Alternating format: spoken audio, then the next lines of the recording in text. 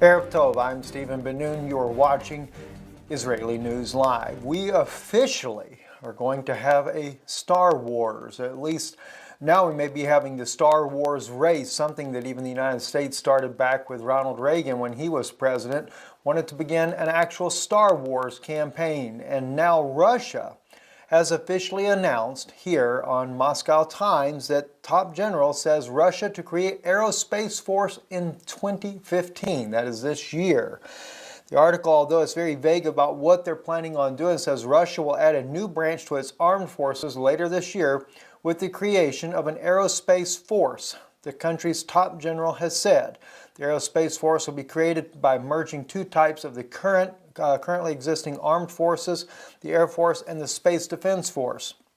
General Valery Gerasimov, a deputy defense minister, was cited as saying by TASS on Tuesday. Russia's military is also working on expanding its system for missile attack warning, Gerasimov was quoted as saying. Of course, Russia is also planning to build its own space station separate from the International Space Station.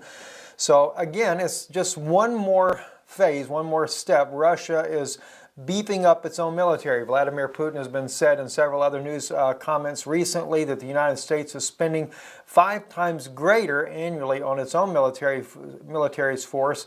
And as he sees the escalation of, as some are calling it, imperialism by the United States, that he also feels the need that Russia must as well counter the same type of spending in order to be able to match its own military force with the United States. In other news, in Israel, a very serious, deadly bus crash today. Now, whether or not there's any terrorist activity involved in this, it is unknown at the moment. It appears to be just an accident that took place. It happened in the Negev. It was a crash on Highway 31 there. Today, Israel National News posted this at 3:14 p.m., just, only a couple of hours ago. It's been updated again that said that there was a a bus filled with passengers and a private car involved in a Negev crash, leaving 8 women dead and 24 wounded. They call it wounded, so that's why I'm concerned about, is this considered a terrorist attack? Normally you would say injured, but they're reporting them as being wounded. 8 women in their 50s were killed, and 24 other were wounded on Tuesday afternoon in a massive traffic accident that involved a truck, a bus, and a private vehicle adjacent to Lehavim Junction in the Negev and Israel South. The article says the bus that was in the crash was filled with passengers at the time.